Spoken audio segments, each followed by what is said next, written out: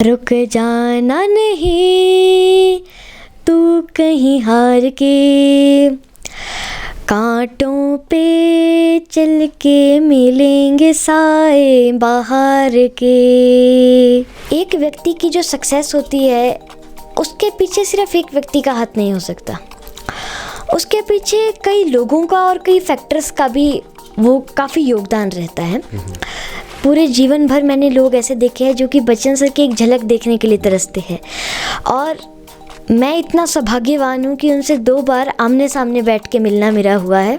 तो क्या अरुणोदय को कभी डांट पड़ी है, चाहे स्कूल की बात करें या घर में मम्मी पापा से डांट पड़ी है? जी जी। तो उसको किस तरह से झेलते हैं, फिर आप किस तरह से लेते उस डांट को? डांट तो पड़ती ही है, वो तो देखिए घर की मुर्गी दाल बराबर, तो डांट भी पड़ती है। कभी कभी अगर कुछ ज़्यादा ही कुछ गड़बड़ कर दी हो तो मार भी पड़ती है।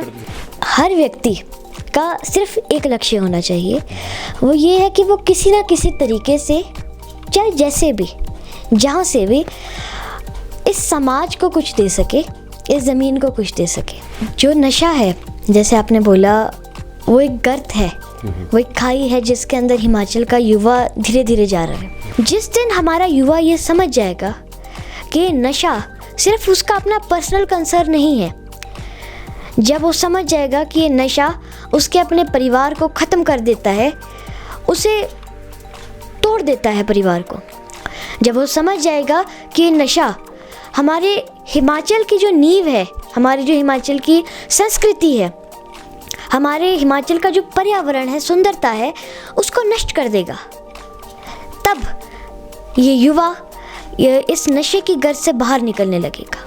हर बच्चे को एक अच्छी संगति मिलना ज़रूरी है, खासकर बच्चों को, तो जो कि आगे चल के हमारे देश का भविष्य बनने वाले हैं। तो सोशल मीडिया के बारे में अरुणोदय का क्या विचार है? कि जो सोशल मीडिया है वो इस दुनिया के अंदर मेरे हिसाब से मानव जात की बनाई सबसे उत्तम चीज़ों में से एक है। आज के ज़माने में दुख की बात यह है कि जो सोशल मीडिया इंसान की ज़िंदगी को आसान बनाने के लिए बनाया गया था, उसको बहुत सारी नई चीज़ें बताने के लिए बनाया गया था, उसे अपनी जो कंफर्ट जोन है उसके बाहर क्या हो रहा है वो दिखाने के लिए बनाया गया था, और हर युवा को मदद करने के लिए बुलाया गया था, चाहे वो एकेडमिक्स में हो, चाहे वो किसी भी चीज़ में हो। वो आज एक बहुत गलत टर्न ले रहा है, मुझे लगता है। ये रील्स का जो नशा है, वो मैं कहूँगा, अभी हम नशे के बारे में बात कर रहे थे, ये इस ड्रग्स के, चाहे आप बोल दीजिए, चाहे अल्कोहल के बोल दीजिए, उस सब नशे से ज़्यादा धीमा और ज़्यादा घातक है। तो इसलिए सोशल मीडिया को एक हद तक कंट्रोल करना भी ज़रूरी है। जितने भी मेरे सोशल मीडिया अकाउंट्स हैं वो मेरे पेरेंट्स ही ऑपरेट करते हैं। मेरी केबीसी के अंदर जो तैयारी थी उसके अंदर सोशल मीडिया का भी काफ़ी प्रभाव रहा। आज का जो युवा है, आप देखते हैं, कोई 11 बजे सोता है, कोई 2 बजे सोता है। इसके 2 कारण हैं। पहला तो वो है कि सोशल मीडिया पे स्क्रॉल करते रहते हैं, और दूसरी बात है कि आजकल का युवा जो है उसके पास इतना कम टाइम बचा है कि अब वो नींद छोड़ के भी जो है, अगर कोई पढ़ाई करता है तो उसके अंदर चले जाते हैं। पर अरुणोदय को अगर एक दिन का पीएम बनाया जाता है तो सबसे पहले काम आप क्या करें? मैं ऐसा करना चाहता हूँ कि हमारे जो स्कूल्स है, हमारे जो विद्यालय है, उसके अंदर मंथली बेसिस पे या ईयरली बेसिस पे एक सर्वे कंडक्ट किया जाए, जिसके अंदर ये देखा जाए कि वहाँ की जो क्वालिटी ऑफ एजुकेशन है, वहाँ के जो टीचर्स है, क्या वो इन क्वालिफाइड है, जो न्यू रिक्रूटमेंट्स हुई है वहाँ पे, और साथ ही साथ में वहाँ के ग्रेड्स क्या है, वहाँ पे अगर कोई दिक्कत है तो क्या आ रही है, और वहाँ का स्टैंडर्ड ऑफ एजुकेशन क्या है, क्वालिटी एजुकेशन मिल भी रही है कि नहीं। हमारे जो स्कूल्स है उसके अंदर जो है अच्छे टीचर्स और जो स्टूडेंट्स हैं उनके बीच एक ऐसा एनवायरनमेंट क्रिएट करने की कोशिश हो हर स्कूल की, जो कि बच्चों के लिए जो है उनके, चाहे आप ग्रेड्स बोल दीजिए या चाहे आप उनके बाकी मॉरल वैल्यूज़ हो, उसके लिए काफ़ी अच्छा प्रभाव डाले, और अच्छी और हायर एजुकेशन सीख करने के लिए मैं चाहूँगा कि हिमाचल प्रदेश के अंदर और ऐसे इंस्टीट्यूट्स बने जो कि हायर एजुकेशन दे, और एक बहुत अच्छे मैंने बोला क्वालिटी ऑफ एजुकेशन के साथ साथ एक बहुत अच्छा स्टैंडर्ड हो वहाँ का, इंफ्रास्ट्रक्चर बहुत अच्छा हो इंस्टीट्यूट्स का। और आपने पीएम की बात की तो मैं कहूँगा पूरे देश के अंदर ही ऐसा हो कि हर राज्य के अंदर बहुत अच्छा इंफ्रास्ट्रक्चर हो एजुकेशन सिस्टम के लिए। तो अब मैं चाहूँगा कि हिमाचल प्रदेश के अंदर एम्प्लॉयमेंट जो है आए, वहाँ पे जनरेट हो, चाहे वो गवर्नमेंट सेक्टर में हो, प्राइवेट या पब्लिक सेक्टर में।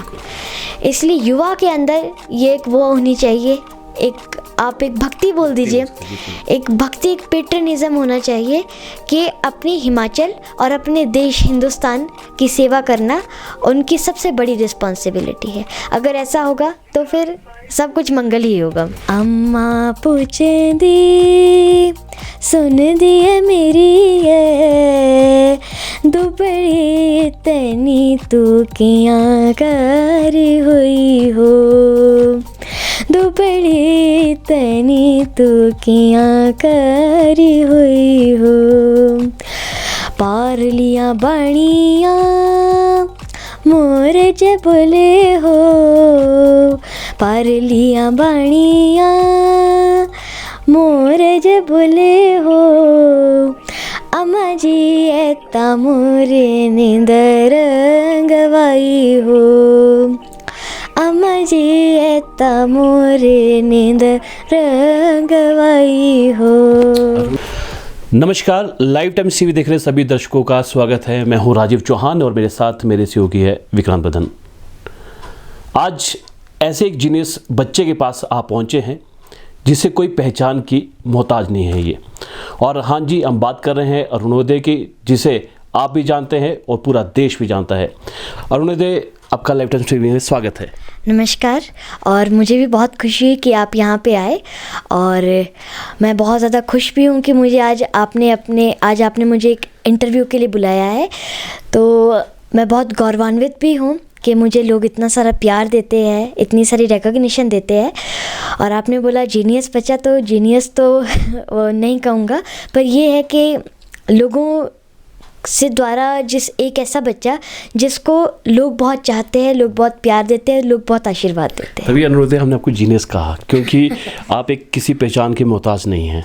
और हमें भी आप पे गर्व है, क्योंकि आपने हमारे हिमाचल प्रदेश का एक नाम एक बहुत ऊंचाई वाले क्षेत्र में यहाँ पे ले गए हैं, ऊंचाइयों में यहाँ पे ले गए हैं। अनुरोध, आज हम आप बहुत सारी बातें करेंगे आपसे जुड़ी, आपकी लाइफ के बारे में। छोटी सी उम्र में बहुत बड़ी अचीवमेंट आपने हासिल कर ली है, इसका श्रेय किसको देते हैं? इससे स्टार्ट करते हैं जी। मैं ऐसा मानता हूँ कि किसी एक को श्रेय देना बाकियों के साथ थोड़ी नाइंसाफ़ी रहेगी, क्योंकि एक व्यक्ति की जो सक्सेस होती है उसके पीछे सिर्फ एक व्यक्ति का हाथ नहीं हो सकता, उसके पीछे कई लोगों का और कई फैक्टर्स का भी वो काफ़ी योगदान रहता है। पेरेंट्स का तो योगदान था ही था, जिन्होंने मुझे वहाँ KBC तक जाने के जो इनिशियल स्टेप्स थे उसके अंदर मदद की। और साथ ही साथ में आप एक तरीके से वो भी बोल सकते हैं कि मेरे टीचर्स के लिए भी, जिन्होंने मुझे ऐसी शिक्षा दी। और साथ ही साथ में मेरा जैसा एनवायरनमेंट रहा हमेशा से, जैसे मेरे घर के अंदर संस्कार थे, मेरे आसपास के लोग थे, मेरी संगत जैसी थी, उसका भी एक बहुत बड़ा प्रभाव था। और ईश्वर की तो हमेशा ही कृपा सब पे रहनी चाहिए, तो ईश्वर का भी एक बहुत बड़ा योगदान था। और अपनी तरफ से जो थोड़ी बहुत मेहनत है वो भी उस राह में उसने भी मेरी काफ़ी मदद की। बिल्कुल, आपने बहुत सही बात की कि सभी को साथ लेके चलेंगे, क्योंकि सभी का हाथ रहता है। और सक्सेस होना एक अलग बात है और साथ होना एक अलग बात है। अरुणोदय, KBC में आप गए, हमने आपसे पहले भी बात की, बहुत सारे लोगों ने आपको पसंद भी किया और बहुत सारे लोग तो आपको पसंद भी करते हैं। और अगर किसी का उदाहरण देते हो तो आपका ही उदाहरण यहाँ पे देते हैं। आप फिर से आप KBC में यहाँ पर गए, क्या वजह थी इस बारी आपको फिर से वहाँ पे बुलाया गया, और वहाँ पे एक्सपीरियंस कैसा रहा आपका? सबसे पहले मैं ये बताता हूँ कि मुझे वहाँ क्यों बुलाया गया। इस साल कौन बनेगा करोड़पति के 25 ईयर्स कंप्लीट हो रहे हैं, रजत महोत्सव है इस बार। तो इसलिए कौन बनेगा करोड़पति अपने उन कंटेस्टेंट्स को वापस बुला रहे हैं जो कि या तो बहुत ज़्यादा अमाउंट जीत के गए हैं, या फिर उन्हें बहुत प्यार मिला है, बहुत सम्मान मिला है आने के बाद। तो उनमें से एक मैं भी था, एक मेरा भी नाम था, और उन्होंने मुझे वहाँ पे बुलाया। और वहाँ पे बच्चन सर के साथ मुझे मिलने का मौका मिला दोबारा। और कभी कभी फिर मैं ऐसा भी सोचता हूँ कि लोग अपने जीवन में, पूरे जीवन भर मैंने लोग ऐसे देखे हैं जो कि बच्चन सर की एक झलक देखने के लिए तरसते हैं। और मैं इतना सौभाग्यवान हूँ कि उनसे 2 बार आमने सामने बैठ के मिलना मेरा हुआ है, तो वो भी मेरे लिए बहुत ही बड़ी बात है। और मैं कहूँगा कि वो तो एक मेरे लिए एक ज़िंदगी में एक नई अचीवमेंट है, एक नया माइलस्टोन है। बिल्कुल, और माइलस्टोन इसकी वजह से आप आज ऊंचाइयों पे हैं। अरुणोदय, घर से शुरुआत करते हैं। आपने कहा कि आपके घर में आपके आसपास का जो एनवायरनमेंट है, आपका माहौल है, वो आपको आगे ले जाने के लिए काफ़ी मदद यहाँ पर की। घर पे कौन कौन है और क्या रहता है माहौल घर के अंदर? जी, हमारी एक न्यूक्लियर फैमिली है, तो उसके अंदर मेरे मम्मा पापा, मैं और मेरे एक बड़े भैया है। तो बाकी सबको तो आपने कौन बनेगा करोड़पति पे देखा ही, पर मेरे जो बड़े भैया है वो एक स्पेशल चाइल्ड है, मेंटली रिटार्डेड है। तो उनके साथ जो जीना था वो कुछ अलग था बाकियों से। जैसी परिस्थितियां हमने देखी है, कभी कभी हॉस्पिटल जाना अभ्युदय भैया के साथ, उनकी चेहरे की वो मुस्कान देखना, और कभी और ऐसा महसूस कर पाना, मैंने उनसे ये सीखा है कि कैसे छोटी छोटी चीज़ों में खुशियाँ ढूंढी जा सकती है, और कैसे उनके पास कुछ नहीं है, उनको इतने सारे दुख है उनके पास, ऐसे है वो, पर फिर भी वो हमेशा, आप कभी भी उन्हें देखेंगे तो हमेशा उनके चेहरे पे एक बड़ी सी मुस्कान होती है। तो उनसे मैंने ये सीखा कि हमेशा ज़िंदगी के अंदर जो भी परिस्थितियाँ हैं, उनको एक मुस्कुराहट जो है वो उन सबको जो है साइड हटा के, उन्हें दूर करके आपको एक बड़ा सुंदर रास्ता दिखाती है। तो घर का माहौल अलग था, और जैसे हम शिमला में रहते हैं, छोटी सी जगह है, तो यहाँ पे सभी लोग आसपास में जानते हैं हमें पहले से ही, केबीसी के पहले से भी।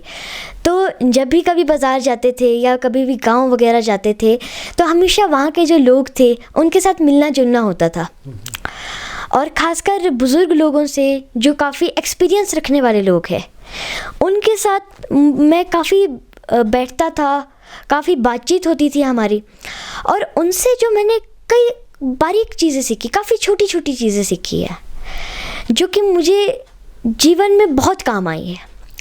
तो वो भी कैसा, उसका भी काफ़ी फ़र्क रहा मुझ पे। और घर का जैसा माहौल था, मेरे जो पेरेंट्स हैं, चाहे मैटरनल फैमिली से चाहे पैटर्नल फैमिली से, बहुत अच्छे संस्कारों के साथ आए हैं, और मुझे दोनों ही तरफ से काफ़ी अच्छे संस्कार मिले हैं। तो मैं कहूँगा, अगर एक गंगा है तो एक यमुना है। तो बहुत पवित्रता रही है हमारे घर के अंदर, माहौल बहुत अच्छा रहा है, तो उसका एक मुझ पे बहुत बड़ा प्रभाव है, और मेरे जीवन पे भी एक बड़ा प्रभाव है। बिल्कुल, उसी प्रभाव से आप आगे भी बढ़ रहे हैं। दिन की शुरुआत कैसे होती है अरुणोदय की, अगर बात करें किस तरह से शुरुआत होती है आपकी? जैसे मैं तो एक विद्यार्थी हूँ, तो इसलिए ज़्यादा सुबह का तो कुछ नहीं रहता है। सुबह बस आप उठे, अपना स्नान वगैरह क्रियाक्रम किए, आपने खाना, तब फिर उसके बाद फिर विद्यालय चले गए, स्कूल चले गए। उसके बाद फिर स्कूल के अंदर जो एकेडमिक्स है और अपनी एक्स्ट्रा करिकुलर एक्टिविटीज़ है, उसके अंदर पार्ट लिया, आपने वो सीखी, आपने कुछ नया सीखा, और फिर आप घर पहुंच गए।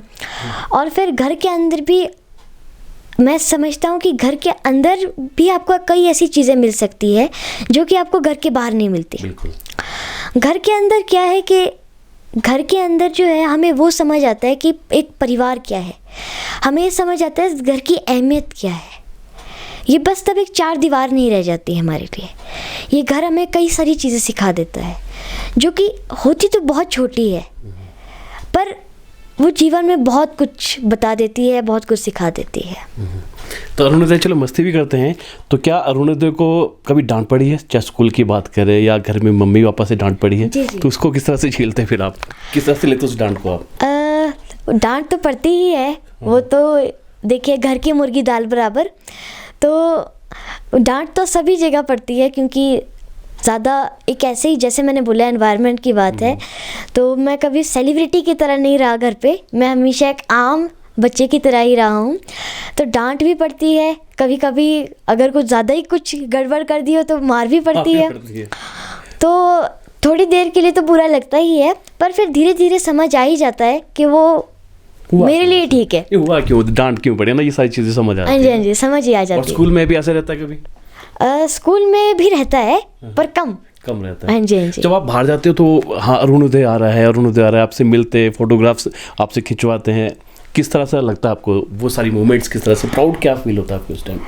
मुझे सबसे बड़ा तो ऐसा, मुझे सबसे ज़्यादा प्राउड तब फील होता है जब मुझे लोग कहते हैं कि अरुणोदय आप हमारे हिमाचल, हमारे देश और हमारी संस्कृति की शान हो। बिल्कुल। ये जब मैं लफ्ज़ सुनता हूँ, ये अक्सर मुझे लोग कहते हैं, और ऐसे सुनने में तो ये काफ़ी छोटा सा सेंटेंस है, पर जब आप मेरे नज़रिए से सोचे तो मुझे ऐसा लगता है कि जिस भूमि में मैंने जन्म लिया, उस भूमि के लिए मुझे अगर कुछ करने के लिए मिल रहा है, मैं उसकी एक छोटी सी पहचान बन पा रहा हूँ, लोग मुझे उसके लिए जान रहे हैं, तो वो मेरे लिए सबसे बड़ी गौरव की बात है कि मैं एक हिमाचली हूँ, मैं एक हिंदुस्तानी हूँ, और मैं अपने हिमाचल, अपने देश के लिए कुछ ऐसा कर रहा हूँ जिससे लोग जो है मुझे और मेरी जो भूमि है उसको पसंद करें, और साथ में मैं भी कुछ कंट्रीब्यूशन दे सकूं अपनी ज़मीन को। सपना क्या है आपका, क्या बनना चाहते हो? अचीवमेंट आप अभी सी छोटी सी उम्र में आपने हासिल करना शुरू कर दिया है, एक नाम आपने अपना रख लिया है, हमको भी प्राउड होता है कि अरुणोदय हिमाचल से, हमारी राजधानी शिमला से है। लक्ष्य क्या है आपका, सपना क्या है आपकी, कहाँ तक पहुँचना चाहते हैं? मैं कहता हूँ कि हर व्यक्ति का सिर्फ एक लक्ष्य होना चाहिए, वो ये है कि वो किसी ना किसी तरीके से, चाहे जैसे भी, जहाँ से भी, इस समाज को कुछ दे सके, इस ज़मीन को कुछ दे सके। देखिए, मैं कई बार ऐसा कहता हूँ कि हर कोई, चाहे छोटा हो चाहे बड़ा, कुछ ना कुछ योगदान हमारे समाज को देता है। जैसे अब एक छोटा सा एग्जाम्पल हो सकता है कि अगर कोई ऐसे सफाई कर्मचारी है तो वो भी अपना योगदान दे रहा है, बिल्कुल, भले काफ़ी छोटे स्केल पे, पर वो भी हमारे समाज को काफ़ी बड़ा योगदान दे रहा है। और अगर आप उसको कंपेयर करें किसी बड़े सरकारी ऑफिसर से या किसी इंजीनियर, किसी डॉक्टर से, वो भी समाज पे एक इम्पैक्ट डाल रहा है, वो भी हमारे देश को सर्व कर रहा है एक तरीके से, पर बात यह है वो एक बड़े स्केल पे कर रहा है। तो मैं समझता हूँ कि इन दोनों का जो कंट्रीब्यूशन है वो मेरी नज़रों में बराबर है। मेरी नज़रों में वो बराबर है कि वो हमारे देश के लिए एक बहुत अच्छा कार्य कर रहा है, हमारे इस समाज को कुछ दे रहा है, और मैं भी इस समाज को, मेरे देश को कुछ ना कुछ देना चाहता हूँ। अब वो तो ईश्वर जाने, वो तो अब ईश्वर ही भविष्य जानता है कि मैं कैसे अपने देश की सेवा करूँगा, अपने समाज की सेवा करूँगा।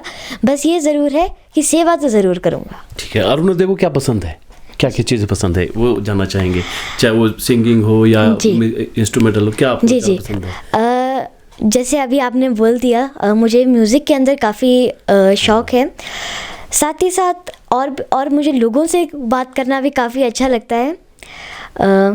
लोगों से, नए लोगों से मिलना, नए लोगों से घुलना मिलना, उनसे बातचीत करना, उनके विचार सुनना, क्योंकि कई बार जो है लोग आपको ऐसी ऐसी बातें बता देते हैं, चाहे हंसी मजाक में ही, जो कि आपकी ज़िंदगी में कुछ ना कुछ इम्पैक्ट डाल ही देती है। तो उनसे बात करना मुझे काफ़ी पसंद है। और साथ ही में जो एकेडमिक्स वगैरह है, वो तो चाहे मन से करे चाहे अनमने मन से करे, वो तो करनी पड़ती है, तो वो तो कर ही रहे हैं। साथ में अगर कभी भी कोई और मौका मिलता है, जैसे अगर कोई भी ऐसी फ़िल्म शूट करने का मौका मिलता है जो कि इन्वायरमेंट के ऊपर हो या हिमाचल के ऊपर हो, तो वो भी मुझे काफ़ी पसंद है, ताकि थोड़ा बहुत जो है मैं समाज पे थोड़ा बहुत इम्पैक्ट डाल सकूं। और साथ में त्यौहार बनाना भी मुझे काफ़ी पसंद है, अपने परिवार के साथ, उनके साथ घुलना मिलना। जी बिल्कुल। अरुणोदय, एक चीज़ हमने ज़रूर देखी है कि आप अपनी संस्कृति को आगे बढ़ाने के लिए हमेशा आगे रहते हैं। तो चलिए कुछ गुनगुना लीजिए फिर। अब आपने कहा कि म्यूज़िक का आपका बड़ा शौक़ है, काफ़ी सारे लोग इस समय हमें देख भी रहे होंगे, तो अरुणोदय उनके लिए क्या गाना चाहेगी? चाहे पहले पहाड़ी से स्टार्ट करते हैं कुछ। जी जी, एक बहुत सुंदर पहाड़ी लोकगीत है, अम्मा पुछदी। मैं जब भी इस गीत को सुनता हूँ तब मुझे ऐसा लगता है कि ये बस कुछ चंद स्टेंजास, कुछ चंद ऐसे लाइनों का गीत है ये, परंतु अगर आप कभी इसे गौर से सुने तो ऐसा लगता है कि मानो हिमाचल प्रदेश की जो लोक संस्कृति है उसका एक थोड़ा सा अंश जो है वो इस गाने के अंदर आता है, और जब भी हम सुनते हैं तब दिल को बड़ा सुकून मिलता है। हाँ, अम्मा पूछदी सुन दिए मेरी ये दुबड़ी तनी तू किया करी हुई हो, दुबड़ी तनी तू किया करी हुई हो, पार लिया बाणिया मोर जे बोले हो, पार लिया बाणिया मोर जे बोले हो, अम्मा जी एता मोरे नींदर गवाई हो, अम्मा जी एता मोरे नींदर गवाई हो। मैंने एक अलग से टैलेंट देखा, बहुत सुंदर गाते हो आप। और हमें ये भी पता है कि आपको पुराने गाने भी पसंद है जी। तो पुराने गाने भी कुछ हो जाए, जो आपको जो बिल्कुल दिल के करीब है आपके। जी, ये जो गीत है वो मैं हिमाचल प्रदेश और उसके लोगों को समर्पित करता हूँ। रुक जाना नहीं तू कहीं हार के, कांटों पे चल के मिलेंगे साए बाहर के। जी। क्या बात है, बहुत सुंदर। अनुदय, एक आज काफ़ी चिंता की बात बन चुकी है, वैसे पूरे देश में है, पर अगर हम सिर्फ अपने हिमाचल की बात करें तो नशा काफ़ी बढ़ रहा है। ख़ासतौर पर आजकल तरह तरह के नशे आ चुके हैं। अब शायद उसका नाम लेना सही नहीं रहेगा, पर फिर भी आप जानते हैं रोज़ अखबारों में, न्यूज़ चैनल्स में, और काफ़ी जो हमारे युवा है काफ़ी इसकी चपेट में भी आ रहे हैं। इसको किस तरह से देखते हैं, क्या होना चाहिए एक आपकी नज़र से, क्या किस तरह से रोका जा सकता है इसे? जो नशा है, जैसे आपने बोला, वो एक गर्त है, वो एक खाई है जिसके अंदर हिमाचल का युवा धीरे धीरे जा रहा है। नशा एक ऐसी चीज़ है जो कि अगर एक बार जिसकी लत लग गई वो कभी फिर छूटेगी नहीं। तो मुझे ऐसा लगता है हिमाचल को अगर हमें नशा मुक्त बनाना है तो हमारे पहली बात हमारे देश, हमारे प्रदेश के युवा को एक वो लेना पड़ेगा, उसको समझना पड़ेगा कि ये सिर्फ, अब ये नशा सिर्फ उसे ख़राब नहीं करेगा, ये नशा सिर्फ उसकी बर्बादी का कारण नहीं बनेगा, ये नशा उसके माध्यम से इस हिमाचल के अंदर, उसके परिवार के अंदर और इस देश के अंदर जाके, इस देश के परिवार के अंदर जाके उसे तबाह कर देगा। जिस दिन हमारा युवा ये समझ जाएगा कि नशा सिर्फ उसका अपना पर्सनल कंसर्न नहीं है, जब वो समझ जाएगा कि ये नशा उसके अपने परिवार को ख़त्म कर देता है, उसे तोड़ देता है परिवार को, जब वो समझ जाएगा कि ये नशा हमारे हिमाचल की जो नींव है, हमारी जो हिमाचल की संस्कृति है, हमारे हिमाचल का जो पर्यावरण है, सुंदरता है, उसको नष्ट कर देगा, तब ये युवा ये इस नशे की गर्त से बाहर निकलने लगेगा। ये एक इनिशिएटिव हर व्यक्ति का होना चाहिए, और साथ में हर परिवार के अंदर बचपन से, बाल्यकाल से हर बच्चे को ये सिखाना चाहिए कि कैसे इस नशे से हमें दूर रहना है।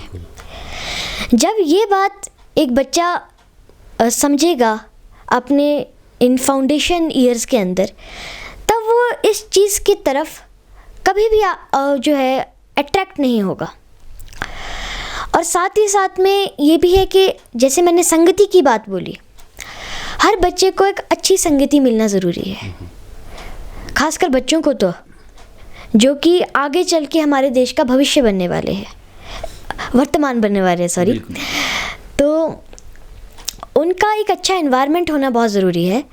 जब उनके आसपास ऐसे लोग होंगे जो कि नशा मुक्त होंगे, नशे के खिलाफ होंगे और हमारे हिमाचल को नशा मुक्त बनाने का प्रण लेंगे, तभी हमारा हिमाचल प्रदेश, हमारा युवा नशा मुक्त हो जाएगा। बिल्कुल, आपने सही कहा कि नशा एक ऐसा जहर बन चुका है जो धीरे धीरे हमारे युवा को ख़त्म कर रहा है। अरुणोदय ने सही कहा कि नशा केवल वो इंसान नहीं कर रहा, उसके जो प्रभावित होते हैं, उसके घर वाले प्रभावित होते हैं, उसके माँ बाप प्रभावित होते हैं। कई बार हमने देखा कि अरुणोदय काफ़ी माँ बाप काफ़ी भावुक भी होते हैं। कई लोगों ने इसमें अपनी जान भी यहाँ पर गंवा दी है। तो हम भी आपसे गुजारिश करते हैं कि नशा छोड़कर बहुत सारी चीज़ें हैं आपके जीवन में करने वाली, उन चीज़ों में करें। जैसे अरुणोदय हमारे प्रदेश का नाम जो है पूरे देश में कर रहे हैं, तो उसी तरह की कोशिश अगर आप भी करेंगे तो आपको सक्सेस जरूर यहाँ पे मिलेगी। अरुणोदय, सोशल मीडिया पे भी आते हैं, सोशल मीडिया को किस तरह से देखते हैं? क्योंकि आजकल देख रहे हैं कि चलिए अपना अपना शौक है, कोई रील्स बना रहा है, कोई इसको अच्छे से यहाँ पर कर रहा है, तो सोशल मीडिया के बारे में अरुणोदय का क्या विचार है, क्या कहना चाहिए? जी, जब भी मुझसे ऐसा सवाल पूछा गया है, तो अगर आप पहले कभी भी मेरी हिस्ट्री देख लेंगे तो मैं हमेशा सोशल मीडिया के बारे में अच्छा बोलता आया हूँ। क्यों बोलता आया हूँ? क्योंकि जो सोशल मीडिया है वो इस दुनिया के अंदर मेरे हिसाब से मानव जात की बनाई सबसे उत्तम चीज़ों में से एक है। ये इलेक्ट्रॉनिक्स, मोबाइल फ़ोन, ये इंटरनेट, ये सोशल मीडिया सबसे उत्तम इन्वेंशंस के अंदर में से एक आती है। पर ये बात है कि ये इंसान की फितरत रही है कि वो किसी चीज़ को अच्छा नहीं रहने देता। कुछ ना कुछ लोग ऐसी प्रवृत्ति के होते हैं जो कि कुछ ना कुछ किसी ना किसी तरीके से हर अच्छी चीज़ को बुरा बनाना चाहते हैं। तो आज के ज़माने में दुख की बात ये है कि जो सोशल मीडिया इंसान की ज़िंदगी को आसान बनाने के लिए बनाया गया था, उसको बहुत सारी नई चीज़ें बताने के लिए बनाया गया था, उसे अपनी जो कंफर्ट जोन है उसके बाहर क्या हो रहा है वो दिखाने के लिए बनाया गया था, और हर युवा को मदद करने के लिए बुलाया गया था, चाहे वो एकेडमिक्स में हो, चाहे वो किसी भी चीज़ में हो। वो आज एक बहुत गलत टर्न ले रहा है, मुझे लगता है, क्योंकि आज के ज़माने में दिक्कत ये है कि जो हमारा युवा है, जेनज़ी है, वो ये सोशल मीडिया है, इसके अच्छे प्रभावों को देख ही नहीं पा रहा। और सबसे बड़ी बात है कि जो बुरी चीज़ें हैं वो सबसे पहले अट्रैक्ट करती है, आपको सबसे पहले अट्रैक्ट करती है। तो उसकी वजह से हमारा सारा का सारा युवा, खासकर आप जेन ज़ी बोल दीजिए, अब जेन अल्फ़ा भी आ गई है, आप उन्हें बोल दीजिए, वो उस तरफ प्रभावित हो रहा है। और ये जो वेस्टर्न चीज़ें हैं जो बाहर से आई है, क्योंकि ये सारी जो चीज़ें हम आजकल देखते हैं, सुनते हैं, ये सारी चीज़ें हमारी संस्कृति में तो नहीं आती, बिल्कुल नहीं आती। हमारे हिमाचल की संस्कृति, हमारे देश की संस्कृति में नहीं आती, हमारे संस्कारों में नहीं आती। ये आती है जो वेस्ट के अंदर देश है वहाँ से। तो ये जो वेस्ट का प्रभाव हिंदुस्तान पे पड़ रहा है वो बहुत बुरा है, और अगर आप कुछ हद तक देखें तो कुछ हद तक अच्छा भी है। तो सोशल मीडिया, मैं समझता हूँ, अगर हमारा युवा, खासकर हमारे बच्चे, वो सब जो है अच्छी तरफ को जाने लगे सोशल मीडिया के, तब इससे अच्छी चीज़ कोई नहीं हो सकती। पर अगर बुरी की तरफ जाए तो फिर क्या ही कह सकते हैं। तब तो उसके परिणाम हम आजकल देख ही रहे हैं कि क्या हो रहा है। आए दिन हम देखते हैं कि सोशल मीडिया की वजह से कितना जो है युवाओं के मन के अंदर जंक भर गया है। लोग जो है, ये रील्स का जो नशा है वो, मैं कहूँगा, अभी हम नशे के बारे में बात कर रहे थे, ये इस ड्रग्स के, चाहे आप बोल दीजिए, चाहे अल्कोहल के बोल दीजिए, उस सब नशे से ज़्यादा धीमा और ज़्यादा घातक है। और इसका जो नशा है, इसकी जो चपेट है, वो भी बहुत ज़्यादा गहरी है। एक बार अगर किसी व्यक्ति को हो जाए तब फिर वो चाह कर भी नहीं निकल सकता, और अगर निकल भी सकता है तो उसके लिए बहुत अच्छी विल पावर चाहिए, जो कि आजकल धीरे धीरे कम हो रही है रील्स के चक्कर में। पहले जो अटेंशन स्पैन एक व्यक्ति का था वो 2 से 3 मिनट होता था, आज के ज़माने पे वो घट के 1 से 5 सेकंड तक आ गया है।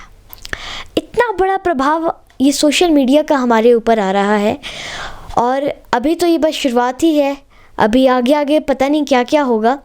तो इसलिए सोशल मीडिया को एक हद तक कंट्रोल करना भी ज़रूरी है, चाहे वो अब अपने परिवार की तरफ से, वो अपनी तरफ से हो, या फिर जो एडमिनिस्ट्रेशन है, जो सोशल मीडिया ऐप्स है, या फिर जो गवर्नमेंट है, उनको भी सोशल मीडिया के जो यूज़ है उसके ऊपर कुछ ना कुछ रिस्ट्रिक्शंस होनी ज़रूरी है, ताकि जो अभी हमारे देश के जो फ्यूचर है, मेरे जैसे लोग, उनके पास एक ऐसा सोशल मीडिया हो जो अपना, जिसके लिए वो बना गया था, वो कार्य पूरा करे, और ना कि वो करे जो कि कुछ बुरे सोच वाले लोग, कुछ बुरी प्रवृत्ति वाले लोग बुरी हमारे युवा को दिखाना चाहते हैं और हमारे देश को बर्बाद करना चाहते हैं।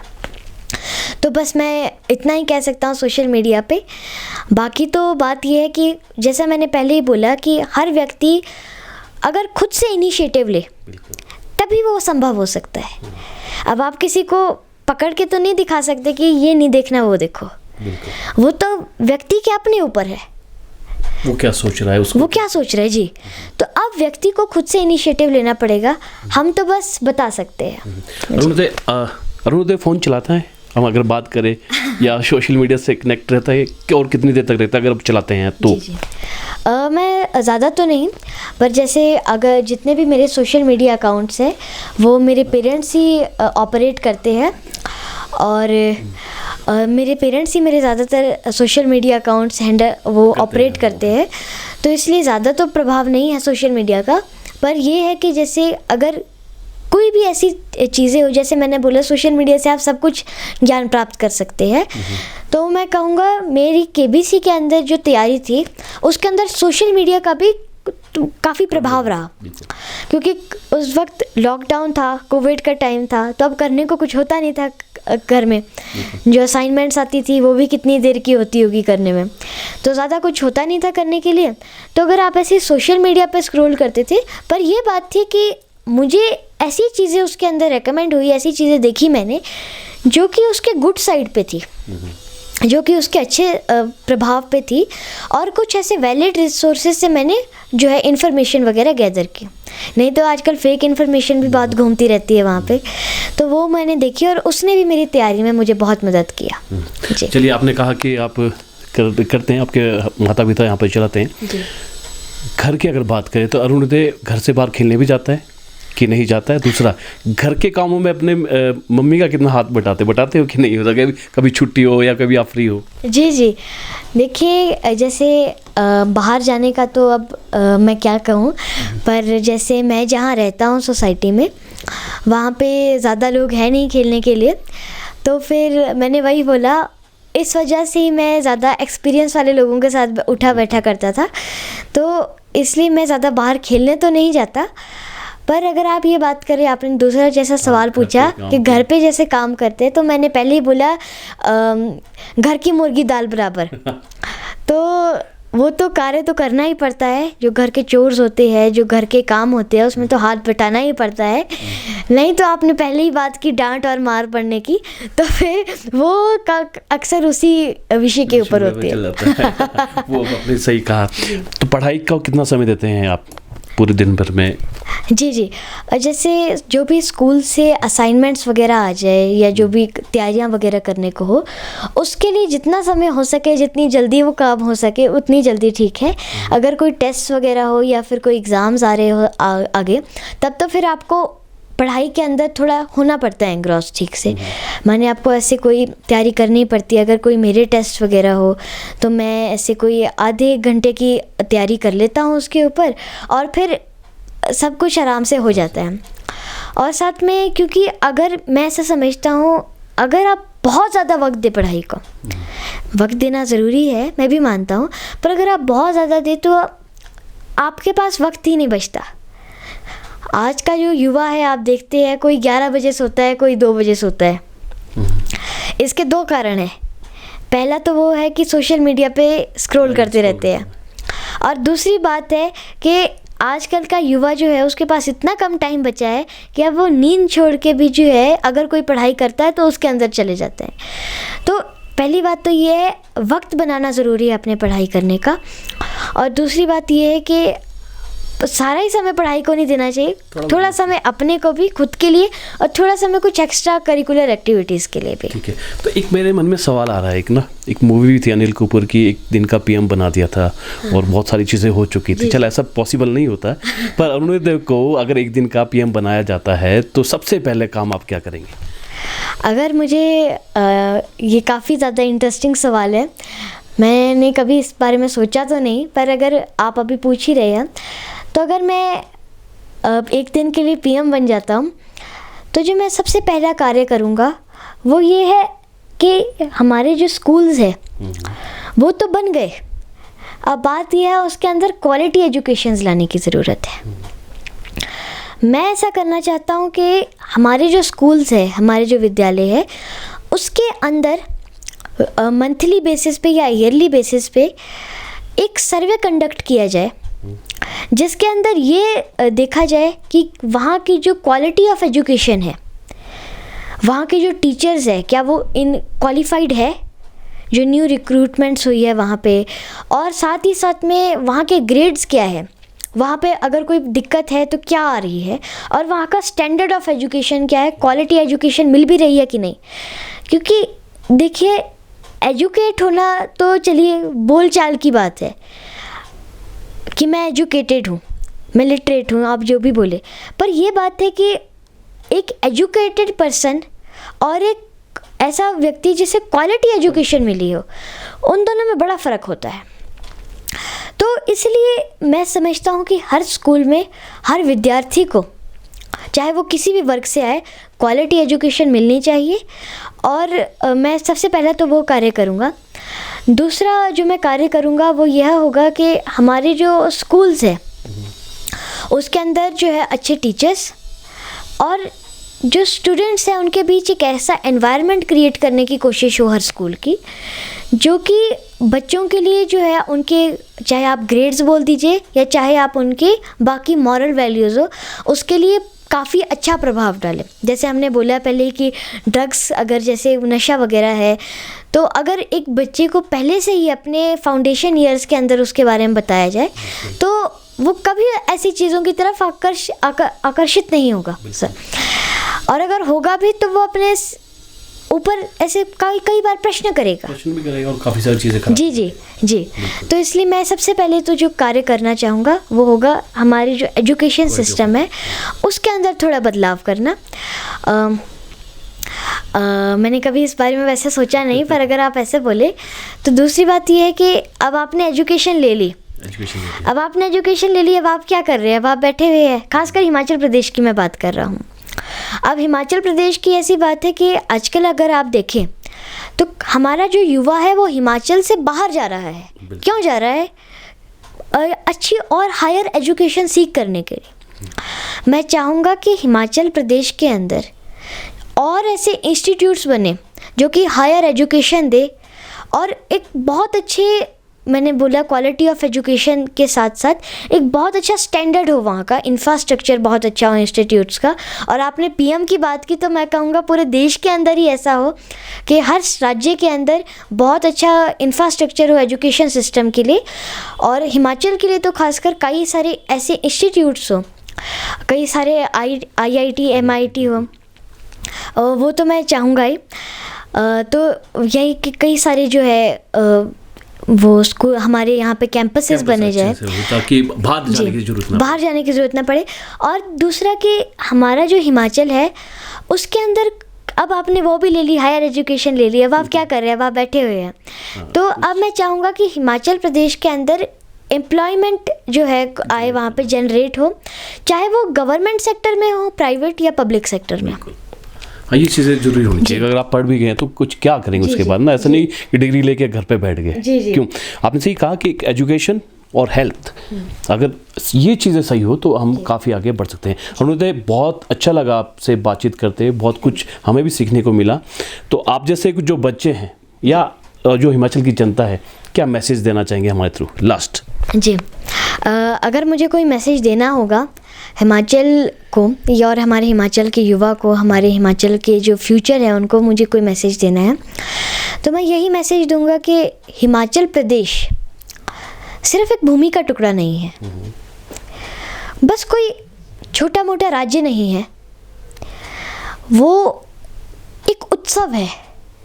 वो उत्सव है हमारी संस्कृति का, वो उत्सव है हमारे देवी देवताओं का, ये देवभूमि है। ये उत्सव है हमारी सुंदरता का, हमारी प्राकृतिक सुंदरता का।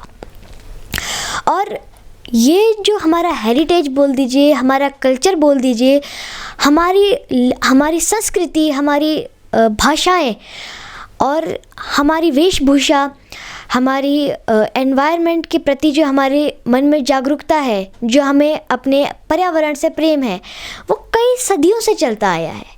कई सदियों से हमारे जो पुरख है, हमारे पुरखों ने हमारे इस हिमाचल को देवभूमि बनाया है। इस हिमाचल को देवभूमि बनाया है, देवों का आशीर्वाद भी रहा है।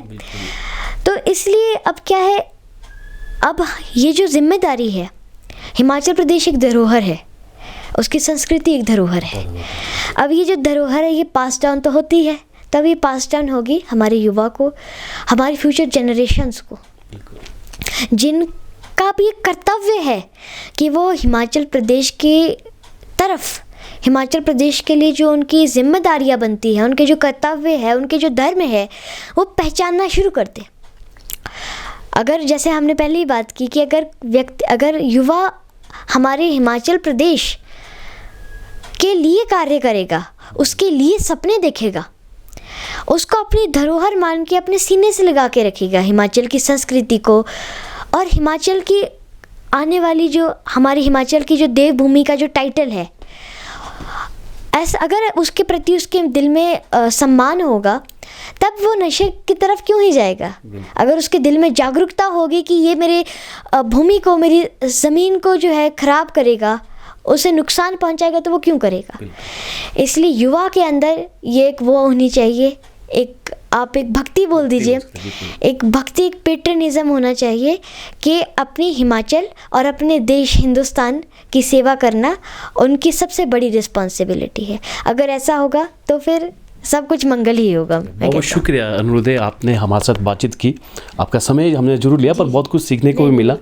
और हमने शुरुआत में कहा था कि जीनियस वो साबित हो चुका है, क्योंकि अनुरुदे की जो बातें हैं, अनुरुदे का जो ज्ञान है, वो बहुत बढ़कर है और अच्छी अच्छी बातें यहाँ पर करता है। और सबसे अच्छी बात क्या है कि हिमाचल प्रदेश की जो संस्कृति है उसे प्यार करें, और युवाओं को भी यही संदेश है कि वो अगर अपनी संस्कृति से प्यार करेगा, अपनी संस्कृति को आगे ले जाएगा, तो अन्य चीज़ें जिस तरह से नशा यहाँ पर बढ़ रहा है उस पर भी कहीं ना कहीं कंट्रोल रहेगा और अपने बारे में वो व्यक्ति सोच सकता है। तो चलिए फिलहाल के लिए इतना ही, और ताज़ा जानकारी देखते रहिए लाइव टाइम्स टीवी। धन्यवाद।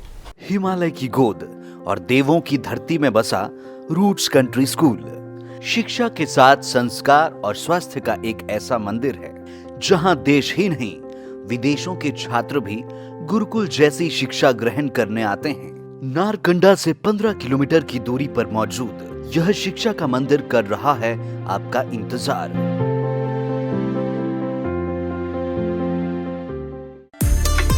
हिमाचल प्रदेश के गायकों के पास अपनी प्रतिभा को दिखाने का सुनहरा मौका है, क्योंकि लाइव टाइम्स टीवी देने जा रहा है कलाकारों को वो मंच जिसका उन्हें लंबे समय से इंतजार था। इस मंच पर गायकों को मौका मिलेगा अपनी प्रतिभा का लोहा मनवाने का। किसी भी उम्र के गायक लाइव टाइम्स टीवी को अपनी वीडियो भेजकर अपनी एंट्री दर्ज करवा सकते हैं। मोबाइल से रिकॉर्ड किया गया वीडियो ही मान्य होगा। स्क्रीन पर दिए गए नंबरों पर संपर्क करें और पाएं मौका अपने भविष्य को बदलने का। त्योहार की इस सुहानी सीजन में गोयल मोटर्स नेटवर्क की सोलन और शिमला स्थित नेक्सा शोरूम में पाई इंडिया की सबसे पसंदीदा गाड़ियों पर खास ऑफर। इग्निस, बिलेनो, फ्रॉन्स, जिम्नी और ग्रैंड विटारा जैसी शानदार गाड़ियों को खरीदने का साल का सबसे बेहतर वक्त। नेक्सा का खास ब्लैक एडिशन उपलब्ध है। सभी तरह की गाड़ियों से एक्सचेंज और अपग्रेड ऑफर भी। तो देर किस बात की, आज ही सोलन या शिमला में गोयल मोटर्स के नेक्सा शोरूम में पधारे और पाएं कार खरीदारी का एक कभी ना भूलने वाला सुखद अनुभव।